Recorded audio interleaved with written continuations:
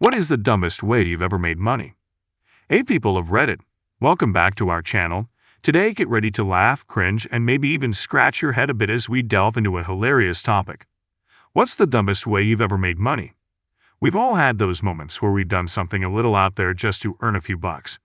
Get comfy because we're about to share some wild, wacky, and downright dumb ways people have earned a quick buck. Let's jump into these unbelievable tales. Before we start with the first story, please hit a subscribe and ring the notification bell to stay updated with us. Number 15. Reading books to my neighbor's parrot. He was depressed and needed company apparently. I was 10, I enjoyed that work very much. Maybe that was an elaborate plot by your parents to get you to read more. Yep, that was precisely the plan. I read a lot on my own, but I was terrible at reading out loud, and I had a stutter. The parrot was lonely and plucking his feathers, and I was told that the only way I could save him was to read to him every day. I suspect anything to keep him company would have worked, but I took my reading job very seriously. It helped us both. Number 14. In the 90s I had some money spare, and the British government was attempting to stop the PS falling below a certain level against the US dollar. On the radio in the mornings, day after day, serious experts were saying it couldn't hold out against the markets. I converted all my cash into US dollar. 2 weeks later, I converted it all back into PSs and made £10,000. I literally did nothing except change some currency. To be honest, I wasn't the big winner. George Soros made $1 billion. Number 13. I once crashed my truck on the freeway. Due to a faulty road, I got a big payout, don't worry guys, and when I was all shaken and like holy crap and pulling over into the grass on the side of the road, I stepped out of the truck on shaky legs, and there was just a $20 bill. Crisp and new, just sitting there. I thought I must have imagined it, but I took it as a good sign, and then insurance inexcusably overpaid what my truck was worth, and I'd had a much better truck for free and $20. Dumb, effective, but dumb. Number 12. I worked at a recording studio, and one of the engineers was working on a radio commercial. The spot called for a bit of dialogue between a vote talent and a bird whistling. The client figured we could just use FFX for the bird responses, but nothing was working. The engineer left the session for a bit to get some air, and he told me what was going on. Not to brag, but I'm a pretty good whistler.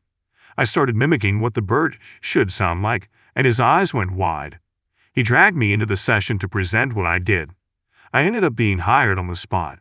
I whistled for one commercial, which happened to be a union gig. So I signed a contract that basically let me join for the day. I got about $800 for the day, but also received residual checks for a couple more years after that. Whistling earned me about $3K in the end. Number 11. Once turned up to an office for an interview, however, they gave me a pass desk and access to a laptop and archives after I walked in the door. They kept calling me by my name, so I never thought anything of it. I was there for a couple of weeks indexing and digitizing old documents, and once I'd finished the allocation of work, my temp contract was up as it was only 2 weeks. On leaving, they were going to cut me a check and asked, "How do you spell random surname?" I said, "How would I know I'm called?" The shot on their face as they realized they had given a job to the wrong guy and had called me for the job instead of the knockback. Easiest but dumbest way of making money. Number 10. Working as a landscaper, my boss called me up saying he had an odd job that would pay very well, but wouldn't tell me what it was.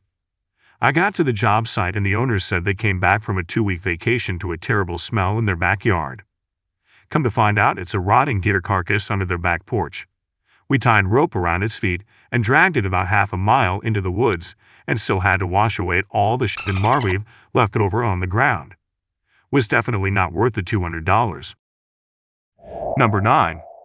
My married boss, who I used to work for, saw me with friends at a bar one night and pulled me aside and told me to come talk to him in his car.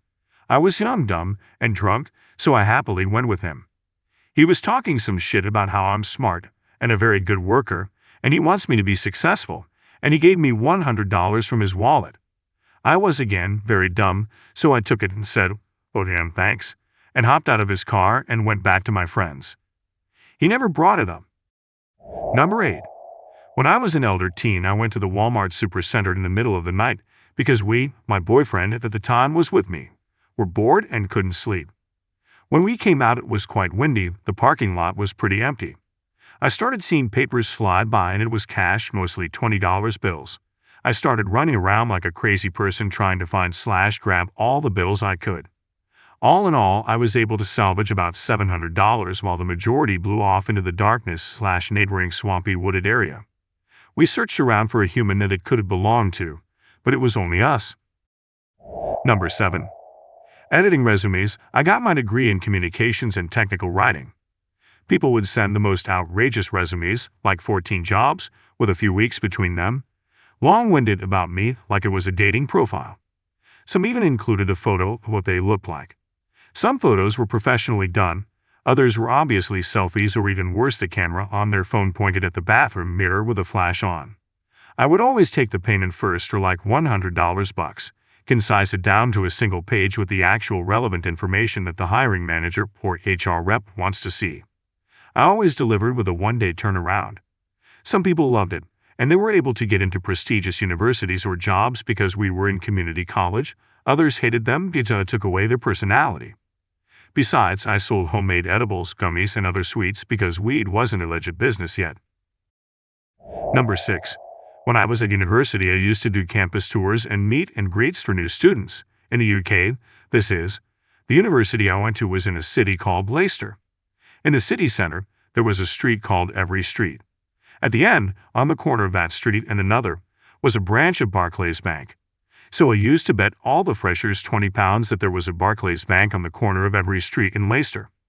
It was a 15-minute walk from the campus to the bank, and they'd get smug because of all the intersections and street corners we passed until we reached the bank and I made them pay up. Admittedly, I spent almost all the money I made on booze within the first month, but still, totally worth it. Number 5. Shoveling snow. Yeah, I know how it sounds, but I was at my grandma's house and she had this shovel that was curved, so if you held it right, the snow would curl up and move just like a snowplow. I was like 6 or 7 years old. I thought it was so cool, so I just went around her block, clearing the sidewalks and having a blast cause it was just like the big snowplows. Before I know it, people are coming out of the houses and giving me money. Straight up, shoveling snow as a southerner, I've never had more fun working. Learned quickly how to move and shovel snow efficiently and fast without sweating in sub-20 temps. Turns out I love hard work when I don't have to sweat. Number 4. Tutoring a kid in math who was far smarter in math than his mother thought. He didn't do the homework because he wanted to play video games. He aced all the tests and quizzes, but homework was 50% of the grade, so he was getting a C in math. Mother basically paid me $20 an hour to make sure he did his homework, which he finished in about 5 minutes. We then played video games for the next 55 minutes, and whenever the mother would check on us, I would say something mathematical, then he would say something mathematical, and I would say exactly, now you've got it. I felt bad taking the money from the mom, but as a poor college kid, $20 is $20. Number 3. My offer letter was wrong. I asked for a one-time sign-on bonus since I was leaving my match at my previous job. HR agreed, but then, instead of doing it as a bonus, they added it to my salary. I didn't say anything. 2 years later, during an audit, they caught it. The CTO finds out and says, well, even with his raise last year, he still is worth it. Never had to pay it back since it was a nurse screw-up, and I'm good at my job. I had a similar thing happen at my first real job. I didn't really know what was happening, but was pleasantly surprised when my take-home pay was higher than I anticipated. About 6 months into working there, it turns out that they were paying me at a rate about $5,000 per year higher than what I was supposed to get. I almost cried when the HR lady told me they were going to have to take it out of my future checks, because I was living paycheck to paycheck. Then the CEO came to me and said it was their mistake, and I could keep it.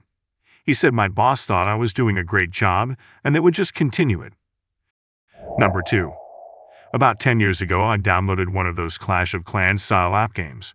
This was before the pay-to-win model had arisen, so I played the game for about a year and was actually pretty good at it and managed to get into one of the top clans. After a year or so, though, the pay-to-win model began to rear its ugly head and ruin the game. I saw the writing on the wall and decided it was time to hang it up. Now, I had never spent a dime on this game, but I knew that a lot of the big spenders would sell their accounts when they quit in an attempt to recoup some of their losses. I knew my account wasn't at that level, but I figured it was worth a try. I figured if I could get even $10, I would be happy. I was in no rush to sell it though, so I figured I would start very unrealistically high and then slowly go down on my list price. I ended up listing it on a third-party site starting at $500. Within 12 hours, I had a guy counteroffer at $350. I was blown away. I wasn't about to negotiate with that and jumped all over it. To this day, I still can't believe that I had fun playing a free game for a year and then sold my account for $350. Tito Dr. I played a free mobile app game for a year and then sold my account for $350. Number 1. I got a job as a fantasy model with long flowing hair where I modeled for B-grade American fantasy novels. Paid okayish, not well. I also signed away my rights like an idiot, so occasionally turn up riding a horse or casting a spell. Also once turned up on a book cover with a lady in my GF went, "Who the f*** is that?" Photoshop, my dear. Photoshop. I tried to read one of the books and it started, "He was not traditionally handsome." Ouch.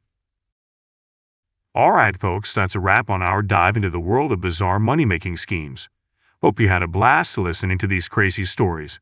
If you've had your own wild tale or maybe just want to share a laugh, drop it in the comments below. Don't forget to hit that like button if these stories had you chuckling, subscribe for more entertaining content, and share this with your friends who appreciate a good laugh. Remember, sometimes the dumbest ways make the best stories. Catch you next time for more fun adventures. Stay awesome, folks.